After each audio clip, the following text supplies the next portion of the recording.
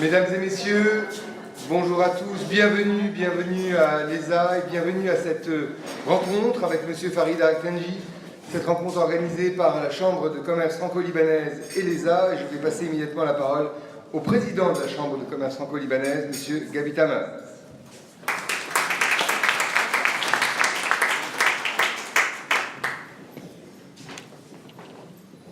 Bonjour tout le monde.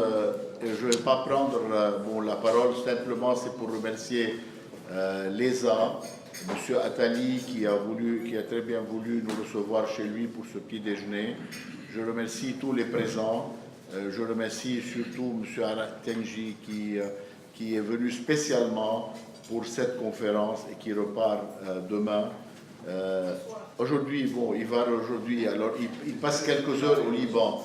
Alors, on le remercie énormément. Vous savez très bien qui est M. Araktenji. C'est pour l'avoir au Liban, ça nous a pris presque 8 mois de négociations pour pouvoir l'avoir à Liban. Voilà. Je le souhaite.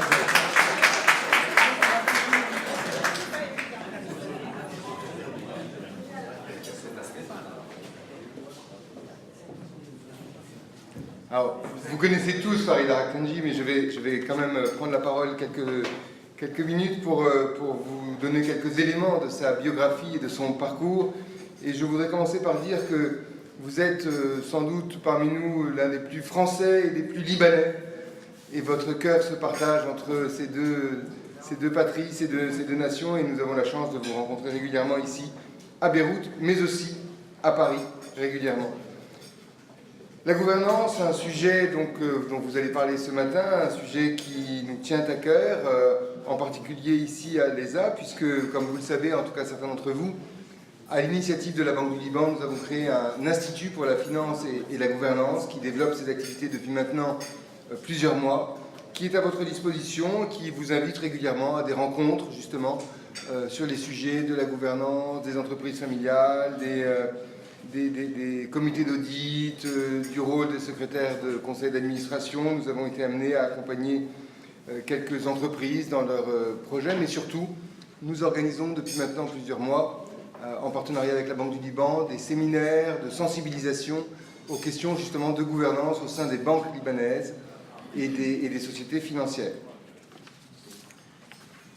Quelques mots, donc nous avons le plaisir d'accueillir M. Farid Araktenji, donc c'est un honneur redoutable qu'il me revient de vous présenter. Je commencerai par rappeler que vous êtes né, et c'est vous qui me l'avez rappelé hier, que vous êtes né à Damas et que vous avez vécu vos plus belles années probablement au Liban, dans les années entre les années 60 jusqu'aux années 80.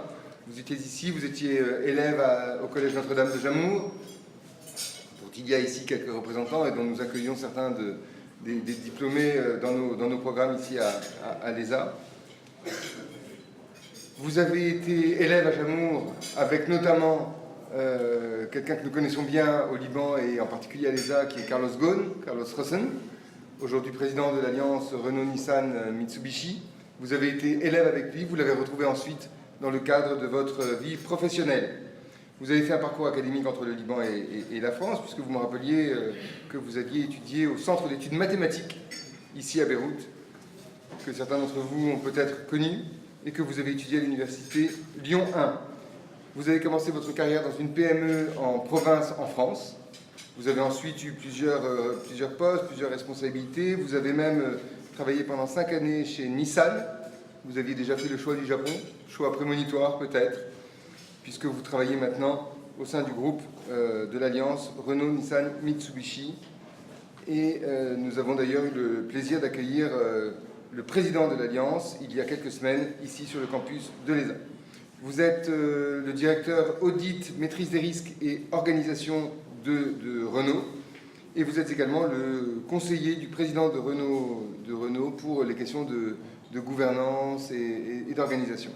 Vous êtes le président de Renault Nissan Consulting et vous êtes le vice-président de l'ECIAA, la European Confederation of Institutes of Internal Auditors. Président, pardon. Depuis 2 mois. Président depuis 2 mois. Félicitations, Mabrouk. Donc, je retarde un peu. Vous êtes président du comité d'audit de RCI Bank, qui est un établissement financier filial de Renault et qui est régulé par la BCE.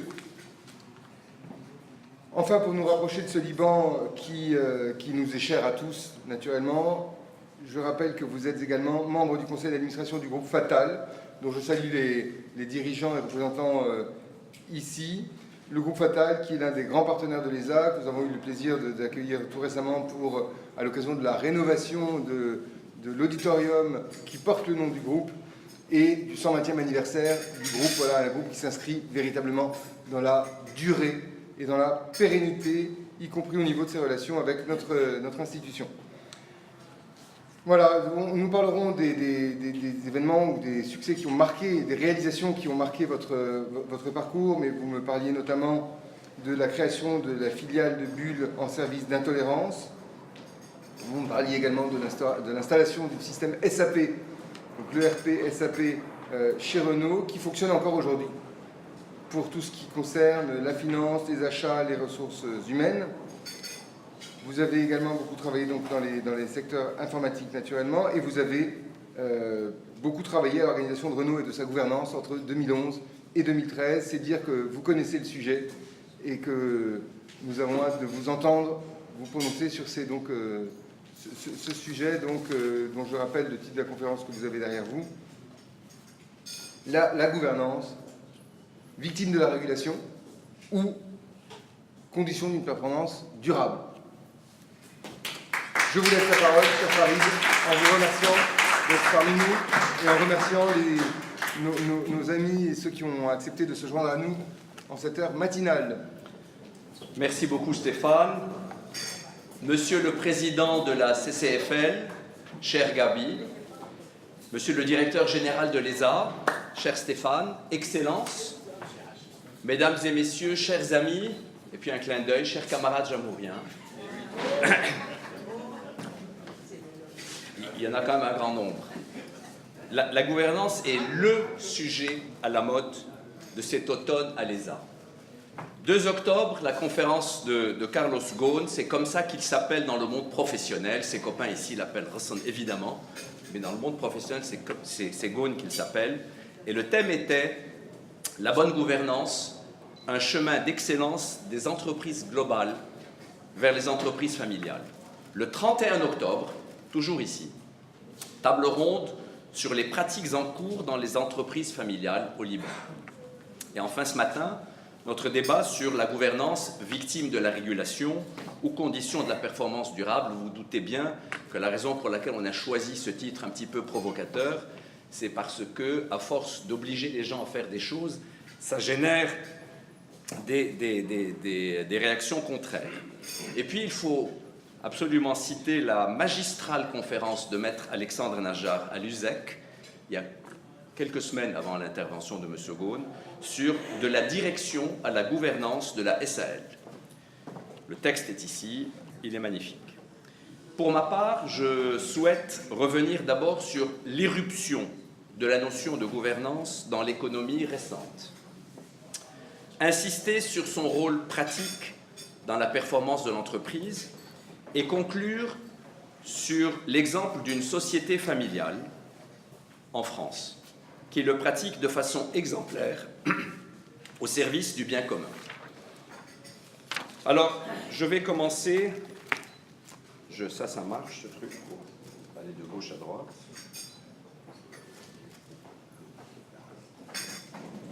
Donc ça ne marche pas. Je vais utiliser les flèches.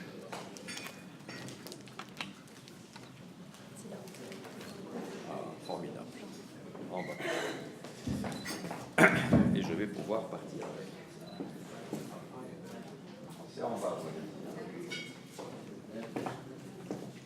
Bien sûr. Ça marche, c'est comme la voiture qu'on amène chez le garagiste. Elle marche chez le garagiste. Bon, on va utiliser des flèches, c'est pas grave. Mais on va utiliser des flèches. Bon, j'ai voulu commencer précisément, puisqu'on l'a cité, j'ai voulu commencer par le président Ghosn, il y a un an. C'était pour une conférence au Liban sur le RM, c'est-à-dire sur le Enterprise Risk Management. Et puis, il a rappelé l'importance pour un entrepreneur de prendre des risques. Et la phrase exacte qu'il disait, c'était « If you want to qualify as a great business leader, you need to be a bold risk taker. » Mais ça ne s'arrête pas là. Now, if you want to stay in business and sustain your performance, you'd better steer those risks firmly. Et ce qui était important, c'est que pour la première fois en public, le président Ghosn parlait de maîtrise des risques, c'est-à-dire d'une notion qui est essentielle, qui est qu'on ne se contente pas pour faire des affaires de prendre des risques, mais on essaie effectivement de mettre l'ensemble du dispositif sous maîtrise. 6 mois plus tard, tout à l'heure Stéphane disait que je présidais la Confédération européenne des instituts d'audit interne, la Confédération de l'audit interne, avec la Fédération des associations de risque management, a fait paraître un petit booklet sur la bonne gouvernance de la cybersécurité. Aujourd'hui, la cybersécurité est partout, c'est le grand sujet. Et en introduction de ce bouquin, de ce document de 30 pages, le même président nous a donné la phrase suivante, que je vais vous lire. « Cyber risks are like unpredictable storms of ever-growing severity. Nothing is stronger to weather them sustainably than a proactive alliance between anticipative risk management and far-seeing internal audit. » Et cette fois, on est dans une alliance sur le bon fonctionnement de la coopération entre le risk management, qui est en anticipation, qui est en prédiction, et l'audit interne. Et ça, c'est quelque chose, là aussi, c'est la première fois qu'il prenait la parole et qu'il signait. Et enfin, la troisième citation, elle vient de ce qui s'est passé ici, c'est un extrait d'Orient le Jour. Donc, la gouvernance est un outil de performance. Et toute son introduction était sur ce sujet-là, pour ceux d'entre vous qui y avaient participé. Pas que l'introduction, il y a eu toute la séance d'ailleurs de questions-réponses. Alors, finalement, une bonne gouvernance, ça vient d'où ce mot de gouvernance? Bon, j'aimerais, puisque tout à l'heure, Mme Morguel disait que j'avais la France au cœur, effectivement, j'aimerais vous rappeler que gouvernance ne vient pas de l'anglais governance, mais ça vient d'un terme médiéval français qui était la gouvernance, qui lui-même vient du latin, qui lui-même vient du grec. Gouvernao, qui signifie gouverner. Donc la gouvernance, ça vient de l'Europe. Et donc effectivement, en tant que citoyen européen, j'en suis particulièrement fier. Citoyen néo-européen, mais amoureux de l'Europe. Et gouverner, ça signifie in fine faire les bonnes choses et faire les choses bien. Comme mon ami Cyrus Salès est ici, quand nous étions à Tokyo, nous avions effectivement beaucoup parlé de do we need to do the right things, or do we need to do the things right, or in the right way? Et nous sommes arrivés finalement à la conclusion, après avoir beaucoup fréquenté nos collègues japonais, je dis collègues pour ne pas utiliser d'autres substantifs, that we needed to do both. Do the things right and do the right things. And les deux sont importants parce que parfois ça peut bloquer les gens, même si on fait les bonnes choses, si on les fait du mauvais côté, si on les fait mal. Voilà, je voulais dire ça avant de vous dire que ce chantre de la bonne gouvernance que vous avez entendu, qui est Carlos Ghosn, n'a pas toujours été un chantre de la gouvernance. 14 ans plus tôt, vous voyez la photo est différente, hein, je ne sais pas si certains d'entre vous se souviennent de l'époque où il portait des lunettes. Nous sommes le 5 août 2003, nous sommes dans le salon Air France de l'aérogare 2F, parce qu'à l'époque, les avions pour Beyrouth partaient du 2F et non pas du 2E comme aujourd'hui. 2F, 5h30 du matin. Il se trouve que tous les deux, nous avions emprunté le vol pour venir de Tokyo jusqu'à Paris. Il arrive à 4h15 du matin. Et le vol pour Beyrouth part à 9h. Celui-là n'a pas changé. Il a changé d'aérogare, mais il est resté à la même heure. Entre les deux, on passe du temps dans le salon. Et donc, je vous raconte cette anecdote que même lui a dû oublier. Donc nous sommes dans le salon, il n'y a personne, à 5h du matin, 5h30 du matin, il n'y a personne, et lui et moi, assis l'un à côté de l'autre. Moi, impressionné à l'époque, je ne lui étais pas rattaché. Bien sûr, c'est un ami d'enfance, comme l'a rappelé Stéphane, mais là, c'était quand même le grand patron qui Nissan. Moi, j'étais un collaborateur de Nissan, je n'étais pas rattaché directement, mais je venais de passer 6 semaines à Wharton, à Philadelphie, en train de faire un Advanced Management Program. Et à l'époque, on ne parlait que de corporate governance. C'était le sujet. Et donc, je me suis dit, je vais avoir l'intelligence. C'est bien, ça va être bien pour mon évolution de carrière. Donc, je vais parler de gouvernance. Et alors, que n'ai-je pas fait? Parce que là, j'ai eu droit effectivement à une sortie digne d'un certain nombre de personnes que j'ai rencontrées bien plus tard, sur ça ne sert à rien parce que c'est un moyen de contrôle et que l'objectif n'est pas de contrôler. D'ailleurs, on ne peut pas contrôler intelligent. Et donc, voilà, ce que je voulais vous dire, c'est que c'était Ghosn en 2003, et dans les pages d'avant, vous avez vu le Ghosn d'aujourd'hui. Ça prouve qu'effectivement, les choses, comme les hommes, ont changé, en tout cas, ils ont changé de position par rapport à ce sujet. Et pourquoi, finalement? Pourquoi cette inflexion? Je n'ose pas dire cette transformation forte. Alors, la première raison, c'est que le monde est devenu fou. Nous sommes dans un monde fou, parce que la volatilité est devenue quelque chose d'énorme. Je vous ai mis là juste quelques mots. Ce qui est important, c'est de se rendre compte qu'en réalité, il y a de nombreux facteurs qui font qu'aujourd'hui, on ne peut plus faire les affaires comme on les faisait il y a 20 ans, comme on les faisait il y a 15 ans, encore plus comme on les faisait il y a 40 ans. Il y a des nouveaux entrants. Certains de ces entrants, nous les appelons des barbares. Par exemple, dans le monde automobile, il y a Google et Apple, sont des barbares pour nous. Ce sont des gens qui sont censés faire tout à fait autre chose. Il y a les Chinois, aujourd'hui ils n'y sont pas, mais ils vont être là demain. Il y a les nouveaux joueurs de niche, comme Tesla, dont tout le monde parle, enfin qui perd heureusement 8 000 euros par jour. Ce sont des barbares. Il y a l'irruption de tout ce qui est autour du digital, des demandes des gens, de la demande de plus grande vitesse. Il y a la désintermédiation, c'est-à-dire que les intermédiaires disparaissent. Et vous allez de plus en plus, en tant que consommateur, vous allez directement vers le producteur en sautant tout ce qui est en chemin. Puisque Pierre Haine est ici. Dans les concessions en France, quand nos clients arrivent pour acheter une Renault, on peut aussi vouloir acheter une BMW, enfin, ils savent déjà ce qu'ils font. Ils ont déjà tout creusé sur Internet. Ce n'est plus la même relation fournisseur-client que celle qui pouvait exister avant. On les conseille beaucoup moins. Ils savent déjà ce qu'ils veulent. Ça s'appelle de la désintermédiation. Il y a des business complets qui disparaissent autour de ça.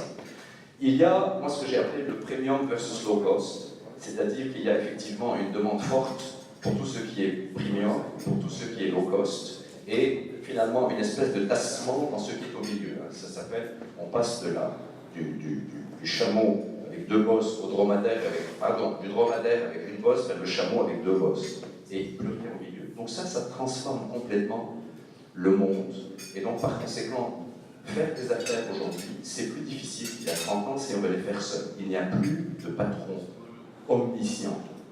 Ça n'existe plus. L'omniscience est passée, il faut donc passer à quelque chose de plus pluridisciplinaire. À côté de ça, depuis le début des années 2000, on est passé dans un cycle permanent de crise. Jadis, on a eu la crise de 29. La bonne nouvelle, c'est qu'après la crise de 29, on en est sorti, il y a eu de la prospérité. Certes, il y a eu la guerre, mais après la guerre, il y a eu la très grande prospérité. Le livre de la CCFL qui vient de paraître mentionne particulièrement les fameuses 30 glorieuses. Nous avons connu en Orient des années magnifiques jusqu'en 1975. Ce temps est un petit peu passé depuis l'an 2000 et on est dans un cycle permanent de crise. Alors, je voudrais vous montrer la deuxième raison pour laquelle la gouvernance s'est imposée un petit peu, et cette fois de façon un peu obligatoire, et c'est ça qui peut agacer les gens. Regardons cette frise que je vous ai préparée. Alors la première fois que j'ai fait cette frise, c'était dans un cours que je donnais à Paris, autour de l'an 2010 par là, et donc je l'avais appelé la décennie terrible, en anglais de Terrible Decade. Et là, je me rends compte aujourd'hui que nous sommes en 2017, qu'en fait ce n'est plus la décennie terrible, c'est la vicénale terrible. Alors j'ai découvert ce mot que je ne connaissais pas, je dois reconnaître que je pensais bien maîtriser la langue française, mais il y a des mots que je ne connaissais pas. Ça veut dire une période de 20 ans. Voilà. Vous l'avez découvert en même temps que moi. Donc c'était dans mes recherches. Et alors, vous voyez cette histoire-là. Ici, vous avez les crises. Et là, vous avez les réponses. Vous vous rendez compte que la réponse, chaque fois, elle est de nature de régulation. On se dit, on va mettre de la régulation pour éviter la crise. La première grande crise, elle s'appelle Enron, WorldCom et Arthur Andersen. Elle débouche sur SOX aux États-Unis, Sarbanes-Oxley. Elle débouche sur la LSF en France, la loi sur la sécurité financière, qui heureusement n'est pas aussi forte que SOX. Alors, les gens sont mis à faire du SOX, c'est-à-dire à aller vérifier qu'ils avaient mis en place un dispositif de contrôle interne dans les entreprises qui permettait effectivement d'empêcher les gens fous de prendre des risques inconsidérés juste pour obtenir, pour faire leur bonus. In fine, ça revient à un problème de KPI et de bonus, KPI qui peuvent en syndicateur. Et donc, on s'est dit, ça y est, on est batté. Les entreprises ont mis en place d'énormes programmes SOX. 2007, la crise des subprimes, la chute de Lehman Brothers, l'horreur de Jérôme Kerviel et de la Société Générale. Mais à quoi servent les SOX? Visiblement à rien, ou du moins pas à grand-chose, puisque ça voulait dire que les gens faisaient ce qui était obligatoire en cochant des cases, et en disant « Ouf, j'ai coché mes cases, maintenant on va faire le business ». Et donc, c'était une gouvernance et les principes qui allaient avec, qui étaient totalement non appropriés. C'est-à-dire les gens n'avaient pas take ownership, ils n'avaient pas pris propriété de ce dispositif, de ce à quoi ça pouvait servir. Ils avaient confondu la lettre avec l'esprit. Pourtant, depuis l'Évangile, on sait qu'il ne faut pas confondre la lettre et l'esprit. Ce qui est important, c'est l'esprit, et non la lettre. Alors, ici, j'ai noté effectivement tout ce qui s'est passé à Bâle 2 et Bâle 3. Ici, j'ai noté Solvency, c'est la même chose pour les assurances. Et puis, on continue dans des scandales. On a Madoff, vous vous souvenez de Madoff. Alors, il n'y a pas que des scandales des affaires ou des crises financières. Il y a aussi des crises, par exemple celle-là, que vous avez oubliée, qui s'appelle Deepwater Horizon. Deepwater Horizon, c'est quand la plateforme de pétrole offshore devant le golfe du Mexique aux États-Unis s'est mise à brûler pendant plusieurs mois. Ça a coûté évidemment quelques milliards. Et donc c'était plutôt un scandale de caractère écologique et environnemental. J'ai aussi noté les attaques, en particulier celle qui a eu lieu au mois de mai-juin, qui s'appelait WannaCry, et qui a attaqué effectivement des ordinateurs de plusieurs entreprises, dont celle où je travaille, c'est-à-dire Renault, qui a déclaré effectivement qu'on avait eu ce problème-là, ou disclosed, on aimerait bien dire en anglais. Et donc ça prouve que les crises sont successives. Je ne sais pas quand est-ce qu'elles vont s'arrêter. Donc moi je pars du principe qu'aujourd'hui, à vue humaine, nous sommes dans un cycle de crise permanente. Et donc par conséquent, on vit dans un cycle de crise. Alors si on rajoute d'un côté cet environnement économique qui est devenu très volatile, avec des entrants, avec des difficultés d'un côté, et de l'autre côté ce cycle de crise qui n'arrête pas, et pour lequel on a des réponses de régulation de plus en plus dures. J'ai oublié, je voudrais juste vous dire dans le cycle de deux trucs là, qui viennent de Bruxelles. Ça c'est toute la réforme qui porte sur les comités d'audit. Donc on dit, voilà, au conseil d'administration, on a besoin d'un comité d'audit qui est fort et qui prend des responsabilités. Vous voyez qu'il y a le mot liability ici, hein, c'est-à-dire qu'on va travailler effectivement sur la responsabilité aussi des auditeurs pour qu'ils prennent vraiment leur travail au sérieux d'un côté, et de l'autre côté, une nouvelle régulation dans le monde finalement de la donnée numérique qui s'appelle la GDPR. La GDPR, c'est la protection des données numériques qui va s'imposer à toutes les entreprises qui opèrent en Europe, qu'elles soient d'origine européenne ou pas européenne, et qui transforme complètement ce qui va se passer. Vous allez être capable, effectivement, d'appeler votre entreprise préférée, de lui dire « je veux que vous effaciez tout ce que vous avez sur moi ». Alors précisément que le digital, ça consiste à mieux connaître le client final. D'ailleurs, on est dans un truc complètement paradoxal. D'un côté, les entreprises veulent connaître le client final. Là aussi, je redonne l'exemple de Renault. Renault n'a jamais connu ses clients finaux. Nous, on connaissait des importateurs, des succursales et des concessionnaires. Donc on faisait du B2B, du moins, si vous voulez, du B2B2C. Maintenant, il faut qu'on connaisse le C. Donc on se crée des bases de données, on dépense des sommes folles dans des systèmes d'information et dans les processus qui vont avec pour pouvoir effectivement connaître le client final. Et brutalement, le client va nous appeler pour nous dire c'était un joke, tu élimines tout ce qui me concerne.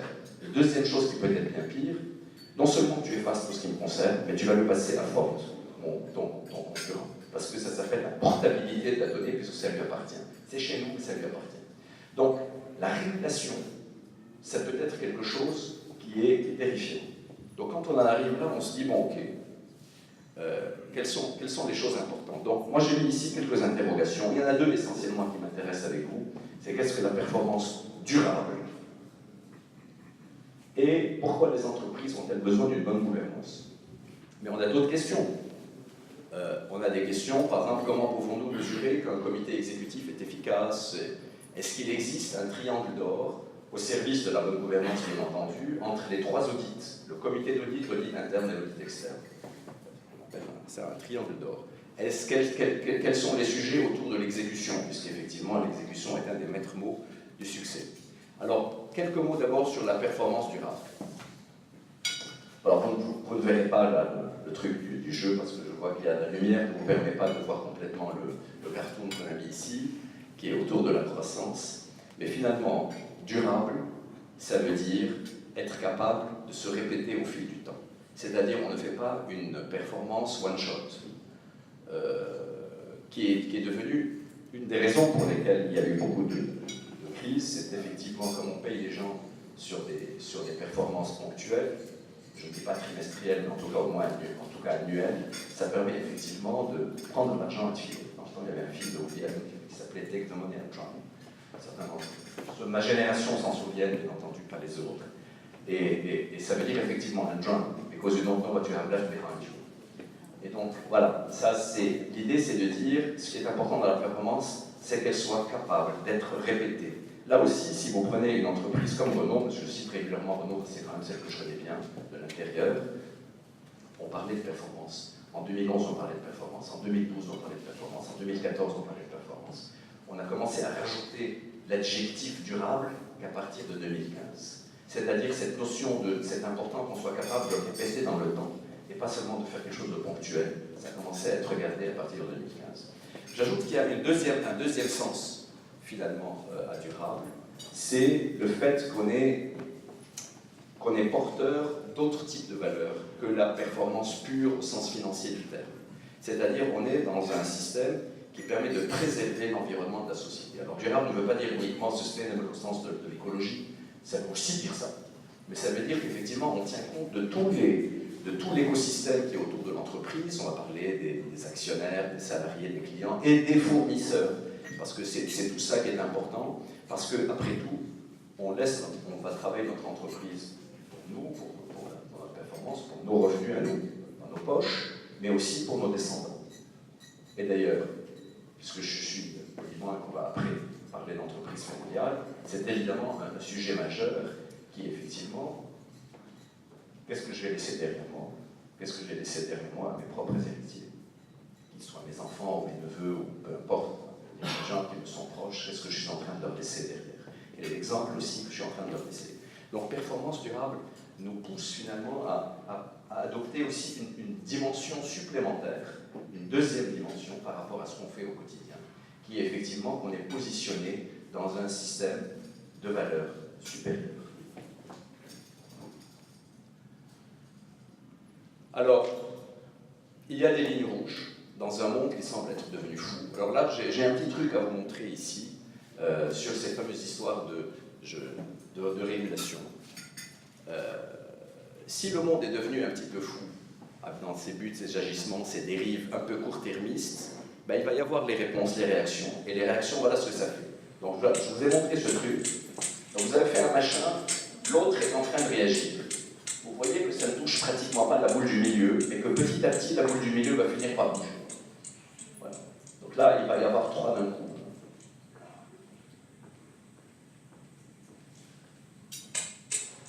Enfin, deux et celle du milieu qui ne bouge pas. Donc vous voyez que le système d'action-réaction, en réalité, s'il est trop violent, il ne transforme pas fondamentalement la boule qui est au milieu. Et c'est la raison pour laquelle cette gouvernance, qui est tellement utile, et je vais continuer à vous le démontrer, elle peut être victime des excès de la régulation. C'est ça le cœur. Parce que quand vous dites à quelqu'un c'est obligatoire, tu vois ceci, un individu normalement constitué d'habitude a l'habitude de dire ça m'emmerde. Puisque c'est obligatoire, ça m'emmerde. Je n'ai pas adhéré à ce que vous m'avez dit. Je n'ai pas adhéré. Donc l'objectif, c'est d'adhérer. Voilà. Le risque du face-à-face, ça fait ça. Hein. Ça pousse aux transgressions à un moment donné. La bonne gouvernance est donc un gage d'équilibre et donc de performance entre diverses choses.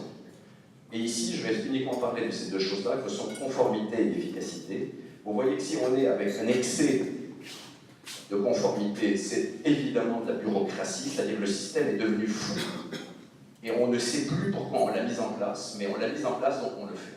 C'est quand vous remplissez, par exemple, des papiers, quelle que soit l'administration, vous allez vous dire, finalement, pourquoi je remplis ça? Pourquoi je me demande d'entrer dans cet endroit-là? Plus personne ne sait, mais c'est obligatoire, il faut le faire, sinon on se fait épingler.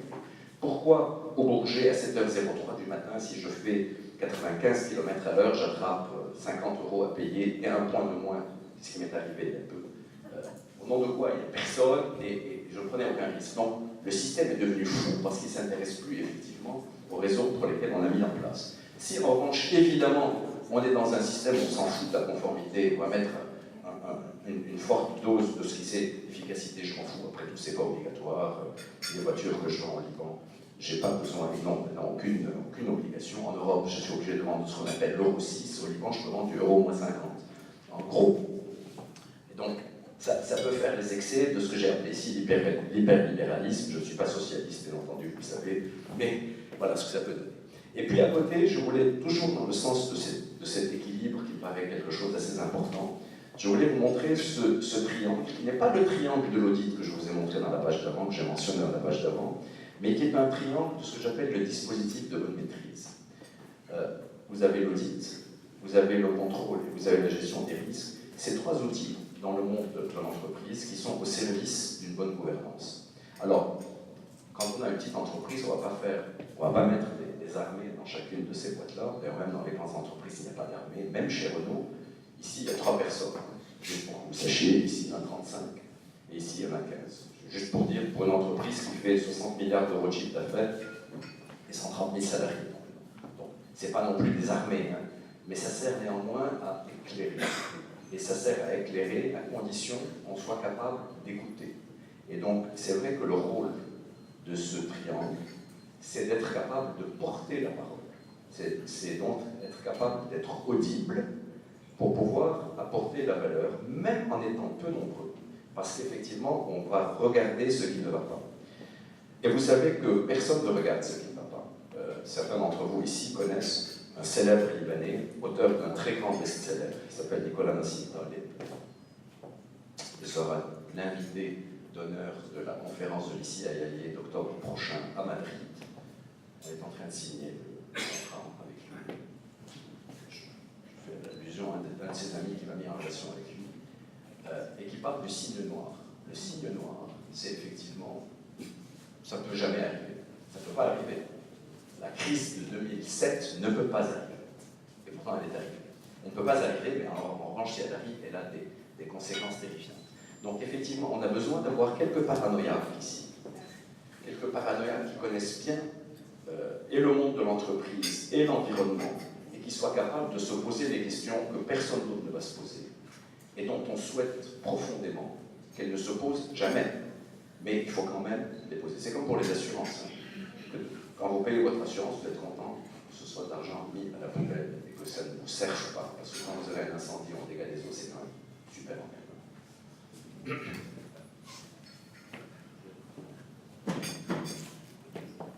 Alors, revenons maintenant un peu à la définition de la bonne gouvernance. J'ai fait un truc qui s'appelle ici le CQQ s'est occupé. Donc il y a des gens qui le connaissent parce que j'ai déjà présenté ici même il y a 3 ans. Voilà, finalement, qu'est-ce que c'est que la gouvernance? À quoi ça sert? Et quels sont les maîtres mots? Il y a aussi une autre partie à droite. Mais regardez ceux-là qui me paraissent le plus importants. Donc c'est un système. Alors ça, c'est la définition officielle ISO, formée par l'ensemble des processus, réglementations, lois et institutions destinées à cadrer la manière dont l'entreprise est dirigée, administrée et contrôlée. Donc il y a bien le mot contrôle, effectivement. Mais derrière cette définition internationale, en réalité, il y a ce que je vous ai montré tout à l'heure. Ça sert à faire de l'équilibre, ça sert à faire ce qui est écrit en bas. Ça sert à améliorer la qualité de la décision au service de la performance durable. Vous voyez, je vous ai parlé de performance durable tout à l'heure, on ne va pas encore parler de décision, on va en parler à partir de maintenant. Ça sert à décider. Alors là aussi, je réponds un petit peu par avance aux questions que vous n'avez pas encore posées. C'est finalement, pourquoi un dirigeant a-t-il besoin d'une gouvernance pour décider? Il est payé pour décider. La réponse, c'est qu'il était jadis payé pour décider seul. Aujourd'hui, il est payé pour décider en connaissance de cause. C'est la petite différence. Ce en connaissance de cause change tout. Parce que pour comprendre ce qui se passe dans cet univers qui est compliqué et volatile, dont je vous ai parlé tout à l'heure, on ne peut plus être, il n'y a plus d'homme providentiel. Ça n'existe plus, le général de Gaulle est mort, il n'y a plus d'homme providentiel. Même les leaders les plus charismatiques que nous connaissons, et j'en ai cité un tout à fait au début qui est le mien, même ces leaders charismatiques ne sont pas capables aujourd'hui, dans cet univers qui change, qui est difficile, dans lequel ne serait-ce qu'il y a des gaps générationnels qui font que quand on a 60 ans, on ne sait pas ce qui se passe dans la tête de ceux qui ont 30, encore moins dans ceux qui vont demain prendre le pouvoir qui ont 17, ne serait-ce que pour ça, mais il n'y a pas que ça. On a effectivement besoin de devenir un chef d'orchestre. Le leader charismatique de demain est un chef d'orchestre, et par conséquent, il doit avoir un orchestre à son service pour l'aider à prendre la décision. Ça s'appelle la bonne gouvernance. 3 maîtres mots, moi, que j'ai marqués ici, il y en a plusieurs. Si vous prenez la conférence d'Alexandre Najjar, vous avez 7 maîtres mots. Moi, j'en ai 3 simplement parce que c'est plus simple à retenir dans le cadre d'une conférence, lui donner un cours à l'usage. Formalisation, transparence, capacité à dire non. Je voudrais rester 2 minutes là-dessus. La formalisation, c'est être capable, effectivement, de s'assurer de ce qu'on a discuté et de ce qu'on a décidé, in fine. Parce qu'à un moment donné, au terme d'une réunion de travail, il y a une décision qui est prise. Si tout le monde n'est pas d'accord, ça n'y a pas de consensus, il y a quand même une personne qui prend la décision, qui est le patron, qui est le président du comité ou le président de l'entreprise, le président du conseil, là où on se trouve. La formalisation, c'est de s'assurer qu'on a bien écrit ça, qu'on est bien décidé là-dessus et qu'on n'a pas de malentendu. Misunderstanding, c'est une des choses qui peuvent conduire jusqu'aux guerres, y compris dans le domaine politique, bien entendu, mais dans le monde de l'entreprise aussi. La transparence, ce n'est pas la télé-réalité. Ce n'est pas le fait de dire, finalement, je vais raconter n'importe où à n'importe qui. Bien entendu, la transparence se marie admirablement avec la confidentialité. Mais la transparence, c'est la capacité à dire que les personnes qui doivent en savoir doivent le savoir. Et doivent le savoir de la même façon que les autres. Parce que c'est ce qui permet effectivement d'utiliser l'information comme étant un outil stratégique et non pas comme étant un outil de pouvoir. L'information, c'est pas fait pour que quelqu'un dise « Moi j'ai l'information, mais pas toi, tu sais, j'ai un truc de plus que toi que tu n'as pas. La mienne est plus longue que la tienne, toutes les conneries que peuvent dire les garçons dans la cour de récré. » La transparence, c'est le fait de dire ces informations que j'ai besoin de partager, je vais les partager en toute transparence. Et enfin, la capacité à dire non, qui est mon dada. La capacité à dire non, c'est qu'on a mis autour d'une table des personnes qui sont différentes, qui ont des disciplines différentes, des parcours différents, des expériences différentes, des sensibilités différentes, des avenirs différents, des carrières qui vont venir demain qui sont différentes, éventuellement des origines sociales différentes. Il y a un minimum de valeurs à partager en commun. On est au service de l'entreprise, on aime l'entreprise, on partage effectivement sa mission, on partage un corpus de valeurs en commun. Mais on est différent. Et c'est cela qui est utile. C'est parce qu'on est différent. Et parce qu'on est différent qu'on est capable de dire des choses différentes. Et donc il est impératif que les gens lèvent la main et disent « Je n'ai pas compris, je pense différemment, je pense que, pourquoi ne ferions-nous pas un peu différemment, pourquoi ne ferions-nous pas telle nuance, etc. » C'est le lieu du débat. Le débat, il faut qu'il soit fait avant la décision, pas après la décision. C'est une des choses qu'on a apprises au Japon avec Cyrus. En français, c'est Cyrus, pas Cyrus. C'est qu'effectivement, ils débattent à l'infini avant la prise de décision. Alors parfois, c'est épuisant. C'est épuisant. Quand la décision est prise, l'exécution, tout le monde est derrière. Chacun a eu l'occasion de s'exprimer de façon équitable. Chacun a eu la possibilité de dire ce qu'il avait, d'apporter son cadeau aux autres. Le fait qu'effectivement, il a vu les choses différemment, qu'il a une autre perspective, un autre angle.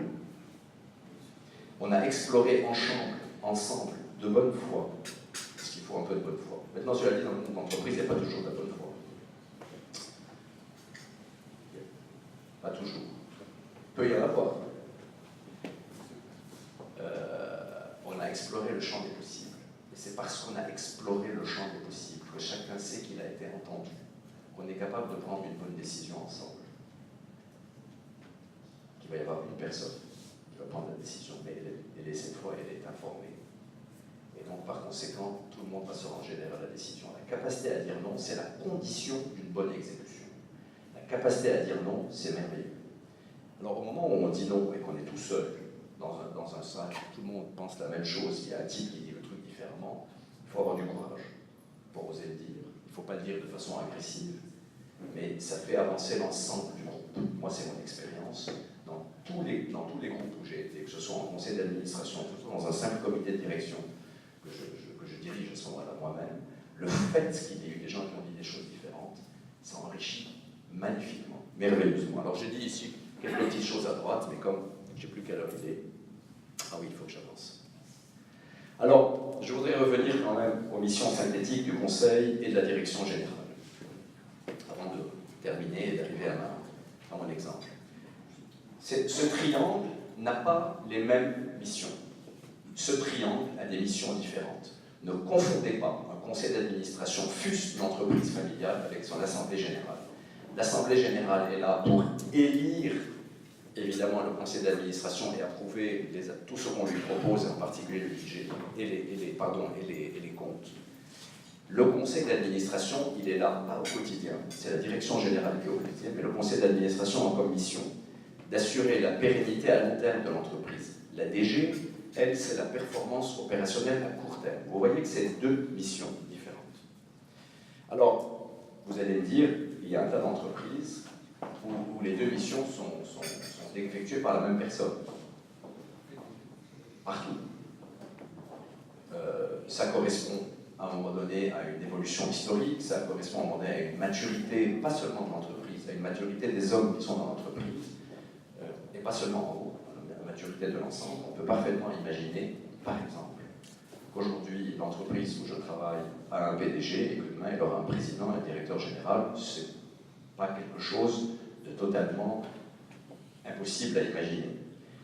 Les missions sont différentes. Il y a des entreprises dans le monde où c'est obligatoirement séparé. C'est le cas des banques en Europe.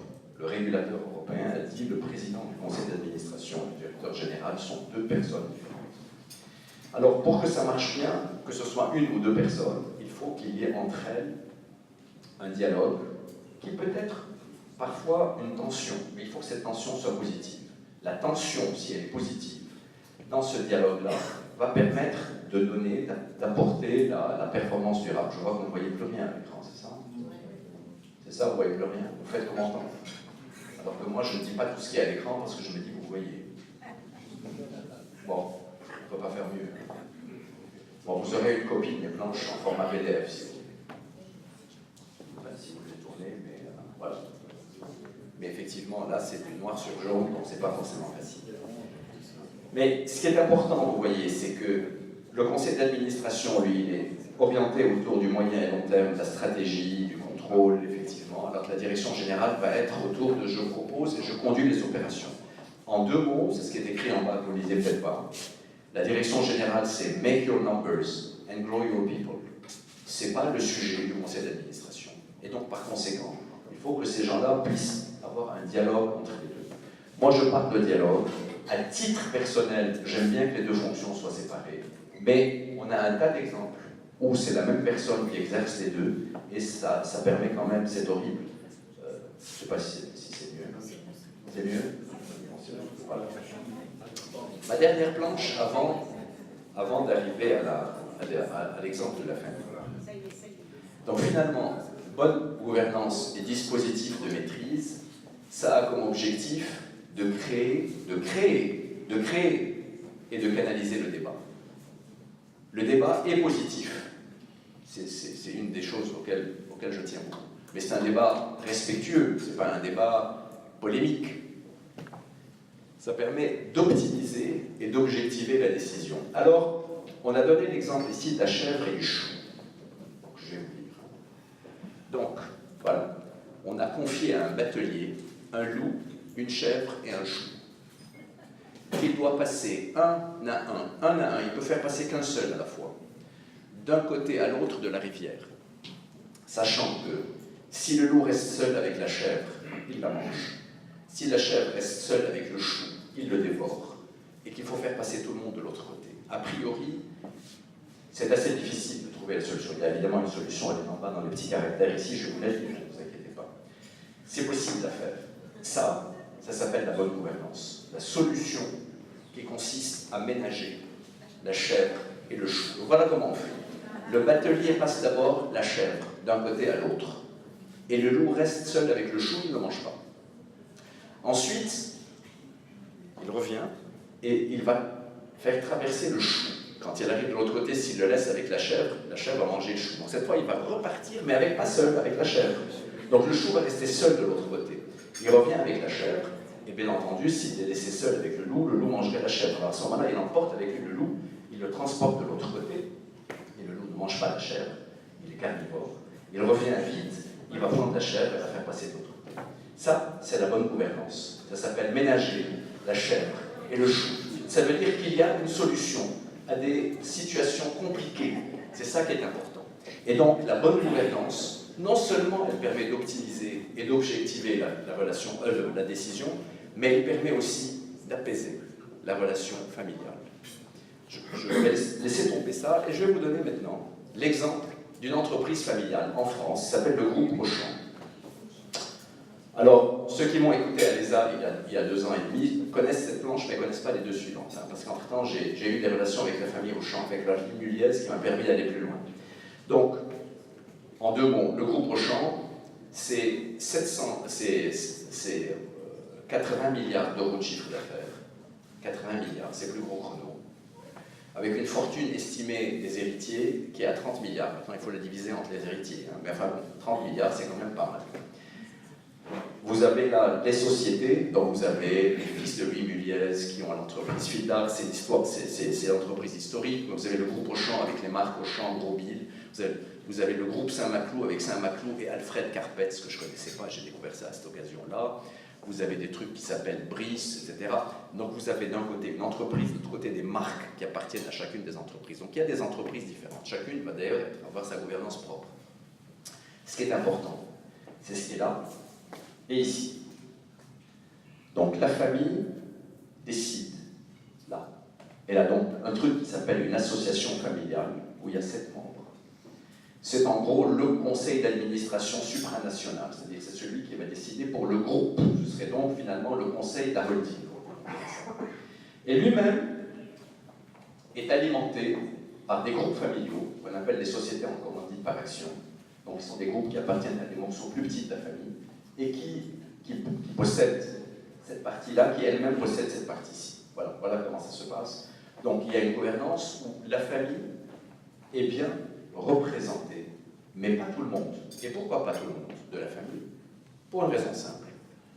C'est que, comme vous le lisez en bas ici, ça c'est noir sur blanc, ça se lit, il y a 700 actionnaires familiaux de plus de 20 ans. Il y en a 600 à venir. Donc c'est une famille prolifique. C'est comme au siècle dernier, enfin le siècle dernier Donc entreprise qui a été fondée en 1905, elle n'a pas, elle est ancienne, mais elle n'est pas si ancienne que ça. Et elle a été créée par un grand-père qui avait fait une faillite personnelle. Comme il avait fait faillite avant de créer sa boîte, ça veut dire que l'entreprise accepte génétiquement l'échec. L'échec n'est pas un drame, à condition évidemment qu'on apprenne de l'échec. Donc c'est le droit à l'erreur. Il est intrinsèque, il est by design. Ensuite, en 1923, le grand-père aide ses enfants à créer une entreprise comme co-actionnaire, donc ses enfants deviennent co-actionnaires avec lui. En 1940, ils se réunissent tous les samedis dans un esprit de co-développement. En 1961, on fonde Auchan. Auchan, que ceux qui d'entre vous sont allés en France connaissent, d'ailleurs il y a des produits Auchan chez Spinez, pour ceux qui fréquentent Spinez ici. Auchan perd de l'argent pendant 5 ans. Donc là, ils se sont donné un droit à l'erreur qui était assez long, 5 ans de perte. Aujourd'hui, ça gagne beaucoup d'argent. En 1965, ils définissent les principes de gouvernance entre le groupe et chacune des entreprises. Je vous rappelle, le groupe, c'est l'association familiale qui est ici, et les entreprises, c'est ce qui est là. Donc, ils décident des principes. Je vais vous donner les principes. Ça, c'est ce qu'il y a de nouveau, puisque j'ai rencontré, en fait, j'ai passé une soirée complète avec un ancien président de cette association familiale muliaise, dans un cadre d'un truc qui s'appelle le Think Tank Confiance et Gouvernance, qui est organisé par Deloitte en France, dont je fais partie. Et donc, il m'a permis d'avoir un dialogue avec ces gens-là. J'étais fasciné par les principes qu'ils nous ont donnés. Parce que ce qui est important, j'oubliais, ce qui est important, c'est pas seulement d'avoir une gouvernance familiale, c'est que ce faisant, ça leur a permis de croître.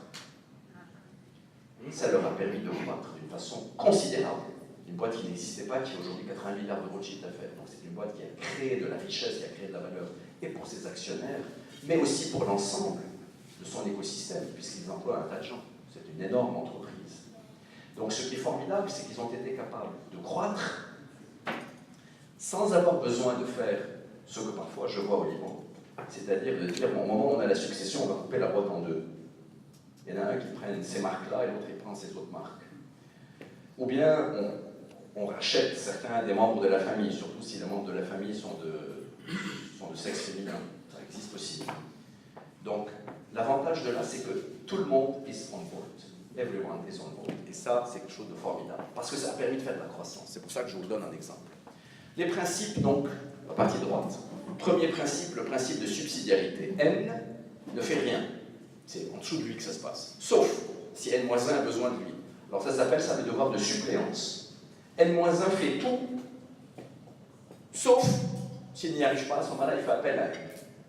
Et donc, ça crée de la solidarité entre le niveau et le niveau en dessous. C'est formidable. Donc, en gros, moi je ne fais rien, tout ce que le type en dessous de moi peut faire, il le fait. Et ça se décline. Ça, c'est un principe de gouvernance. Je l'ai mis en principe de gouvernance, c'est un principe de bonne gestion aussi. Alors, la gouvernance, j'ai écrit 2 niveaux et un trépied. C'est-à-dire, il y a ce que je vous ai dit, le niveau de gouvernance globale, là, le conseil de famille, c'est-à-dire cette association familiale, là, vous avez vu là. Donc, c'est un conseil de famille où il y a 7 membres qui sont élus pour 7 ans. C'est long, 7 ans, mais ça permet d'avoir du souffle.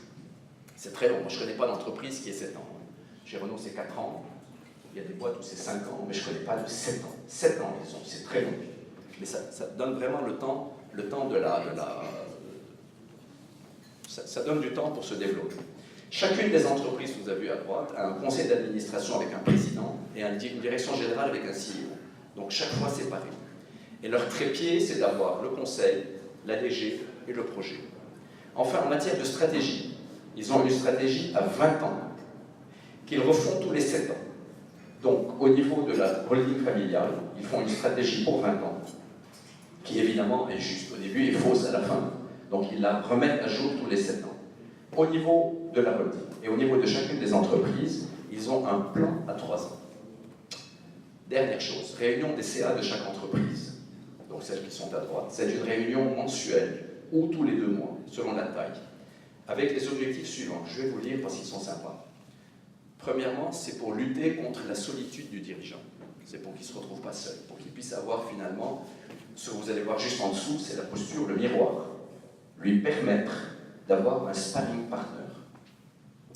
Deuxièmement, le deuxième objectif, c'est d'obliger le dirigeant à réfléchir à des sujets qu'il n'aborderait pas autrement. S'il est effectivement dans le quotidien, il peut ne pas penser suffisamment au moyen terme, d'ailleurs ce n'est pas son objectif principal, mais ça lui permet d'y contribuer à partir du moment où, soit tous les mois, soit tous les 2 mois, il a son conseil avec lui. Et ça,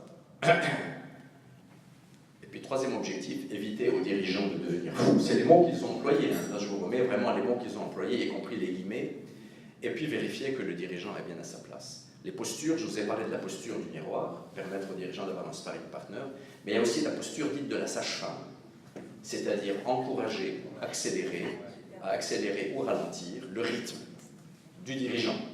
Mais ce n'est pas le conseil qui est propriétaire du bébé. Et enfin, un nihil obstat, c'est-à-dire qu'il y a des sujets sur lesquels c'est lui qui dit oui ou non. Mais certains sujets, pas tous. Dernier point qui est important, et c'est la dernière planche que je vais vous embêter ce matin, c'est la formation. Parce que comment on forme les administrateurs? Ils sont 700, les 700 ne sont pas administrateurs. Dans la holding famille, il y en a 7, et puis il y en a aussi dans les conseils des entreprises. Donc, ils identifient régulièrement 2 classes de haut potentiel dans le sein des actionnaires de la famille. Alors, il y a le niveau 1 et le niveau 2. Alors, les critères de sélection qu'ils utilisent, c'est l'affectio societatis pour le projet familial tel qu'il existe, une expérience internationale, une sensibilité humaine. Ce sont leurs mots, je ne les ai pas transformés. Une crédibilité vis-à-vis du management, c'est-à-dire il ne suffit pas qu'ils aient un nom de famille, il faut qu'ils aient un prénom. Et une résistance au stress. Et puis, du coup, ils ont une formation, une fois qu'ils ont été choisis, les 2 classes de haut potentiel. Les 2 hautes classes, ça fait entre 15 et 30 personnes. Hein. Donc, ils ont une formation sur 4 ans. Donc, vous voyez que c'est 2 jours par trimestre sur 4 ans. C'est pas beaucoup, hein, mais il faut quand même les faire. Et ils ont ce qu'ils appellent une Learning Expedition de 15 jours pour aller voir ce qui se passe dans d'autres endroits. Je leur ai posé la question. Je leur ai dit, est-ce qu'il y a d'autres entreprises que vous connaissiez et qui sont comme vous?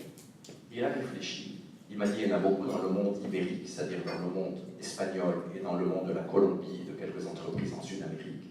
Et il y a une entreprise en France, et une seule, dont il m'a dit, elle est comme nous. Il ne m'a pas dit CMA, je suis navré. Il m'a dit, l'entreprise s'appelle Daher. Alors certains d'entre vous ne savent pas ce que c'est que Daher, D-A-H-E-R. Daher, c'est une entreprise créée par une famille en provenance d'Alep à la fin du 19e siècle. Ils sont installés du côté de Marseille. Et ils sont devenus des fournisseurs de rang 1 de l'aviation et de l'automobile.